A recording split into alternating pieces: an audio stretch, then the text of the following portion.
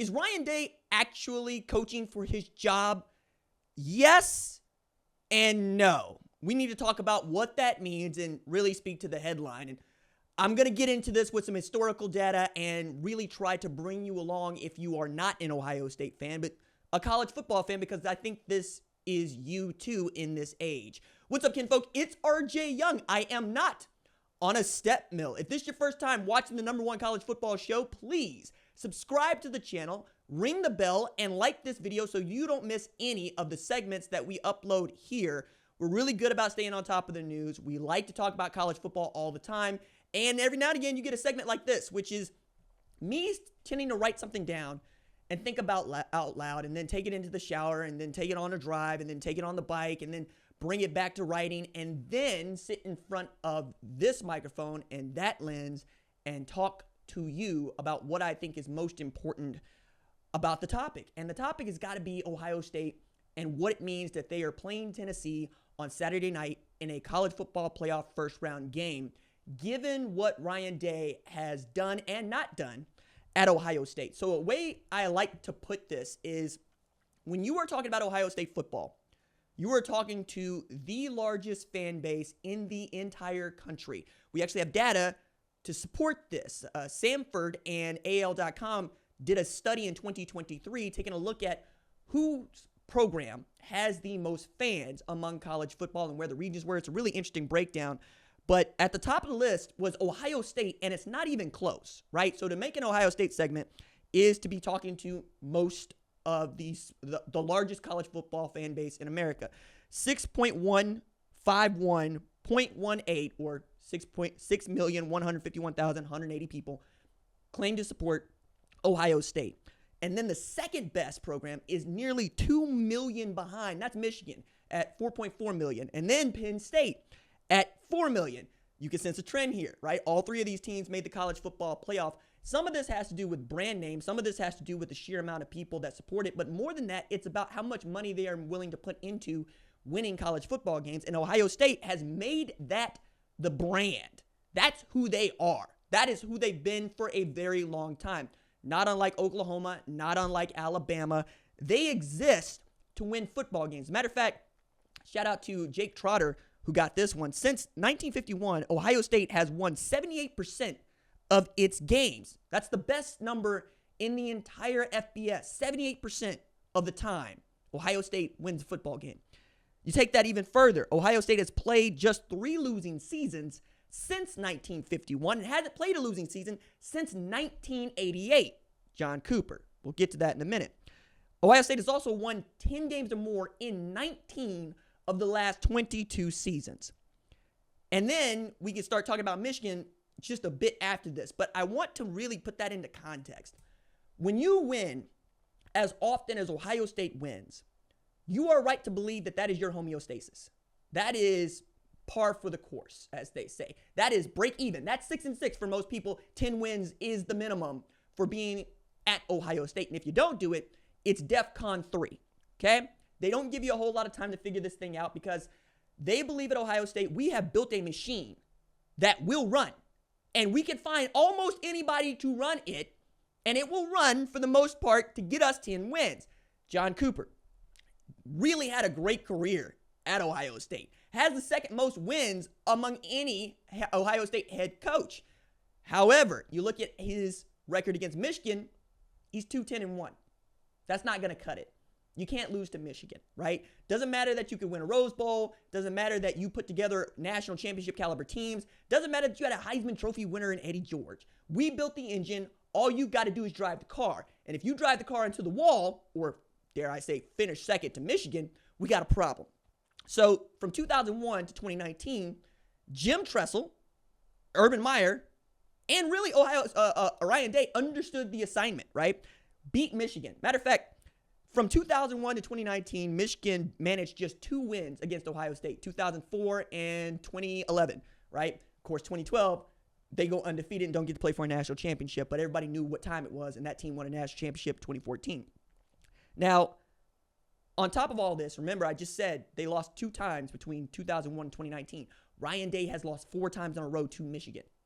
It's one of the reasons that we're here now talking about coaching for your job after losing just 2 games, one to the number 1 team in the country and the other one to 7-5 Michigan. But to the 7-5 Michigan part, check this out.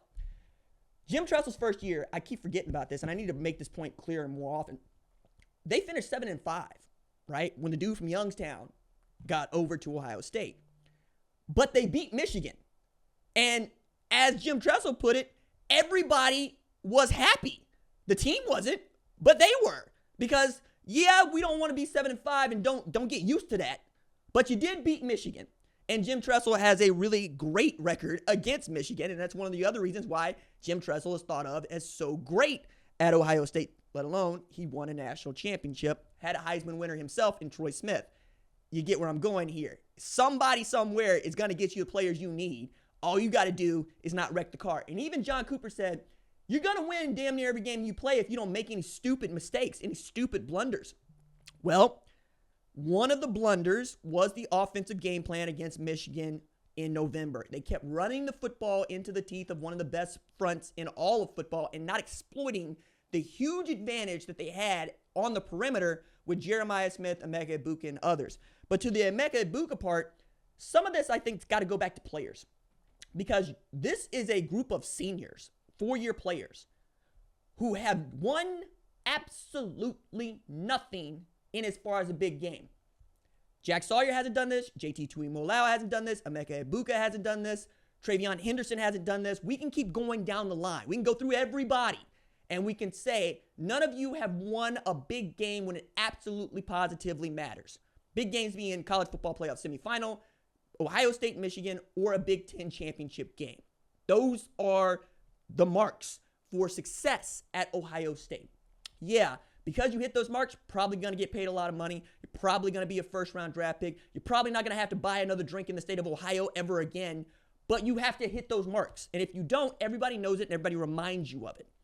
I remember when Terrell Pryor was getting into trouble over Tattoo-Gate, and Kirk Herbstreit said he didn't like it.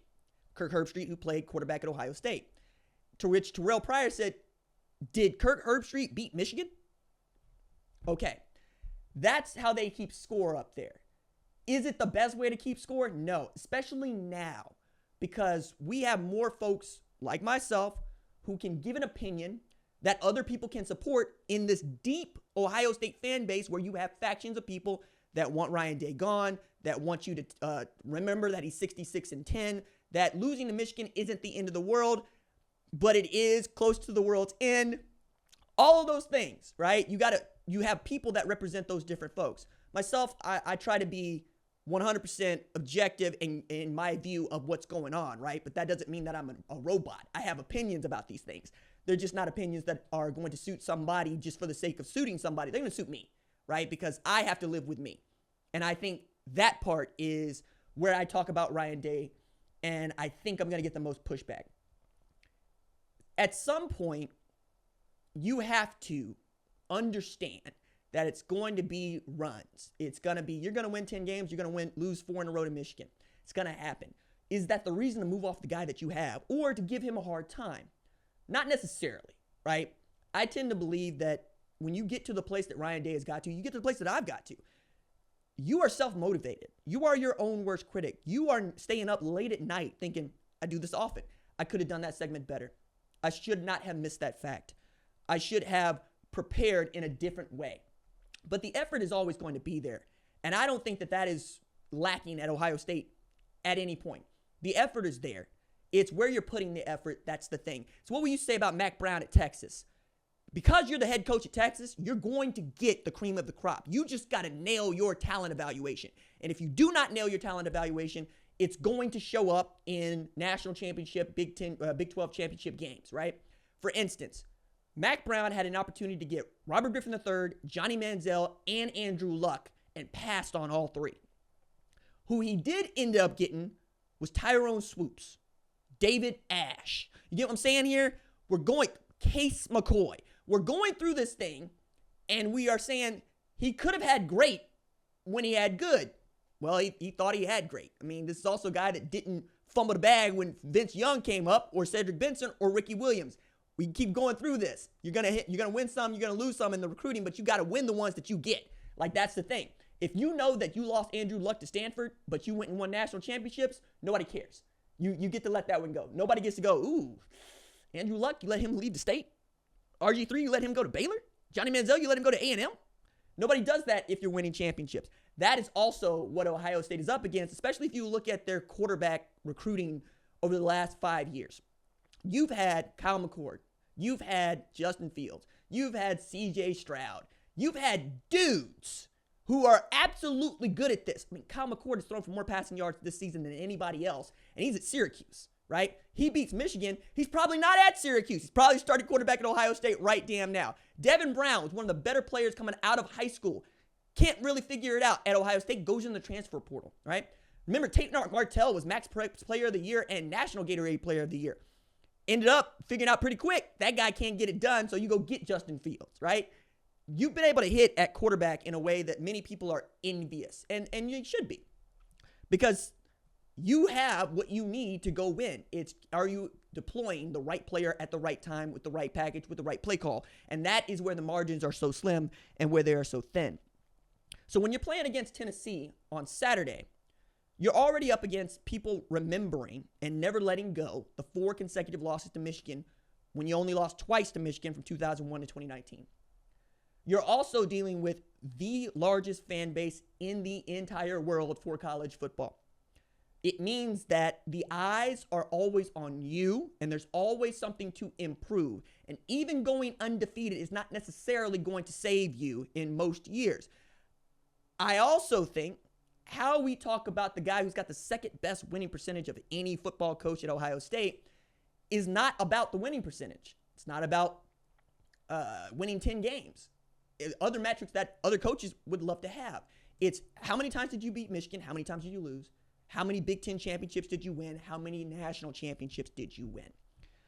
So as we got Ross Bjork, who's saying all the right things as the athletic director, I will remind you, Ross Bjork coming from Texas A&M.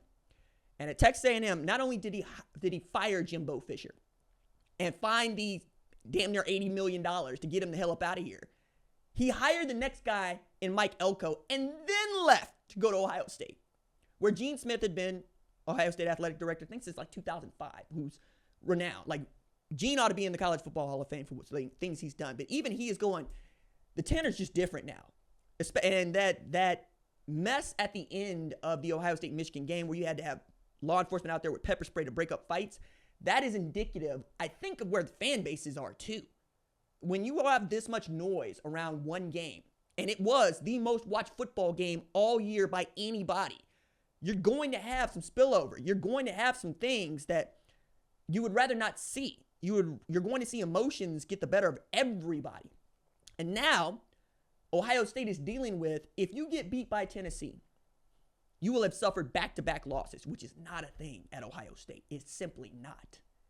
You will have lost to Michigan, Tennessee. You will have got a mercy flag into the college football playoff for the second year in 3. Remember, they lost to Michigan, didn't play in the Big Ten championship game, then made the damn thing. Some calls here and there, a missed field goal, they lose to Georgia, right?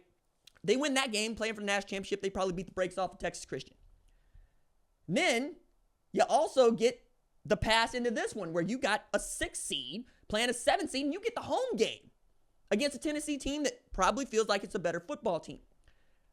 You're going to have this home field advantage once again, but the last time you had this home field advantage was Michigan, and you had fans that were booing you at the end of this. And as much as Ryan Day has tried to talk about Tennessee this week, what has been on everybody's mind is, how are you going to beat Michigan next year? And can you run the table here? I mean, I was watching ESPN this morning, and one of the guys out there, I think it was First Take, wasn't Stephen A, because I know Stephen A. He was saying, hey, look, he got to win a national championship or they're going to fire him. I think that's hyperbole, but you can understand losing the Tennessee game is far from losing the national championship game, is far from losing the semifinal game against Oregon.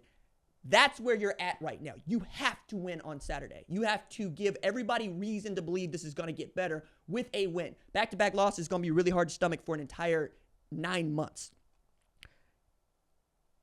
I also need to speak to this to a little bit because we've got so many new people on the channel that they do not know what the step mill is part, and it's got an Ohio State bent to it, but it also makes clear, I think, what I'm getting at. So when I got started doing this, I was not planning to make a sports talk show. I wasn't even planning to be a sports talk show host, right? I was going to Oklahoma State to get a PhD in English for creative writing. I've got 2 books that are published, nonfiction, both memoirs. Both are very good. I'm proud of both of them. Lots of magazine pieces are published. Worked as a sports writer for half my life, right? But then decided that after I got fired from the Rivals gig, got married, was going to become a armed private investigator, still got that license, an NRA pistol instructor. Yes, I can shoot, and I've been very good at it. But I was doing all that because now my ex-wife, she was in law school. Okay, didn't want to leave the state to pursue sports writing at the LA Times or the Sacramento Bee or the Chicago Tribune at the time when I was going to get these Cub sports writer jobs. Because the idea of leaving your spouse in the middle of a law school means that the spouse is probably going to fail out. Didn't want that to happen. So I'm sucking it up and I'm trying to get it done. Moved back to Tulsa. She had got a job and I was just going to go commute to Stillwater and see if I couldn't do this English professor thing as the book writing was beginning to take off. Well, divorce happens. I'm still doing the PhD thing. And one of the things that I enjoyed doing was making videos, right? It was something I could do that was not my job that I was fond of. And I work out a lot. You know, I took third in a bodybuilding contest, men's fitness. I was powerlifting national champion in high school. I wanted to be a strength and conditioning coach before I figured out that I wasn't actually interested in being a strength and conditioning coach as much as I was in doing the strength and conditioning and writing. And I would stay up all hours of the night writing. And to this day, I could sit down and probably pump out 3,000 words about something without really blinking, because that's just what I've been doing since I was 8 years old. It was a talent I didn't know I had until it was too late. So I get to work out only at one time in the morning before I got to catch the bus going one way to Stillwater, $7 per ride, take it 60 miles up the road, go to school, take it 60 miles back, do all my work, and then try to find something nice to say about myself in these efficiency apartments that I was living in. I go to the health center, or Genesis at the time. It was Gold's Gym when I went there, but then it became Genesis. And I would work out on this piece of equipment called a step mill. The reason I worked out on a step mill is because I've blown out both of my knees. I have torn my meniscus in my right knee, blown out both ACLs. And that's before I talk about laying down my motorcycle at 17, doing 70 down Highway 75 right there at Peoria, where you would get on the exit to go to, get off the exit to get on to 75 from Booker T, where I was going to high school. Okay. I need to work out on pieces of equipment that are low impact so that I don't swell my knees up, right? So biking takes 4 hours for somebody with my fitness level and with my lung capacity.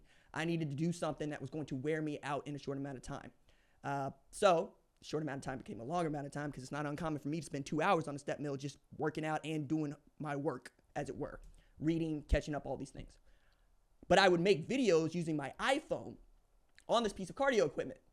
Okay, so I would quite literally have my iPhone up in front of my face and talk into it from different angles, because I've always been fascinated with the idea of being able to do 2 things at once. Like, I would love to watch a engineer talk to me as they're eating their ramen, right? I think that aesthetic is very cool. If you're knitting, or the lady that does these serial killer stories while doing her makeup, right? That's what I was going for. But I was doing this talking about going to school, right? Wasn't really an audience for that. And still not an audience for that. But one of the videos that I made was about Baker Mayfield planting a flag at Ohio State, because I was so jazzed up the next morning when I went to the gym because of that win. For those of y'all that don't remember, Ohio State came down to Norman and embarrassed Oklahoma. It was demoralizing. I hated it. I hated it so much because at the time I'd been covering those players since they were in 9th grade. Working at Rivals, you go to recruiting camps and whatnot. That's how I got to meet so many of these players, and I came to think of them as little brothers, right? Because I'm that close to their age, but not that far away. So when they took that loss, I was personally hurt, and it's my team. And then when I got to see what Baker was doing, I realized how much I missed covering college football, and I missed talking about it. And I want those lost years back. So I made that video. And I think because it was Oklahoma, which has got one of the 20th largest fan bases in the country, and Ohio State, which has the largest, it kind of took a life of its own for what it was. I remember at the time it was like the biggest number in the world for me was like 3,000 views. It was massive. But I also got some notes from some friends of mine, hadn't heard from them sometime, going, dog, this is awesome. You should do more of these. And one became two, and two became three.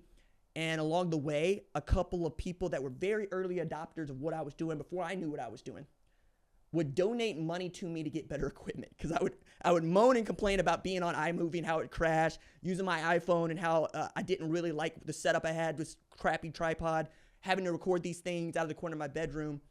And that has grown into this, right? So when I talk about the community that is 122,000 and growing, you have to really remember getting to 100 subscribers was a huge landmark for me. Getting to 1,000 felt impossible. By the time I got to 3,000, I was like, oh my God, I might be good at this. And then I got the 9 to 11 radio show, and then I did the natural light bit. And as I kept sprinting down this hallway that was dark, the lights kept coming on. And the day oneers are at the, my God, I get emotional thinking about how many people have wanted to see me succeed and help me with this. Some of those people are Ohio State fans. I remember when I was saying that Trey Sermon should transfer to Ohio State because they got a needed running back. That hit, right? And a lot of people showed up. It's like, oh, he cares and he doesn't hold a grudge. Like, no, I want to see you do well. I would love to see Trey get another opportunity, and he did. And that was fun for me. And then when Travion Henderson hit the map out of Hopewell, I was going, oh my God, I think they got Christian McCaffrey over here at Ohio State. Hadn't quite been that way, but he's damn good. You know, and I get jazzed about so many of these players. And many of them end up at Ohio State because they're just that damn good.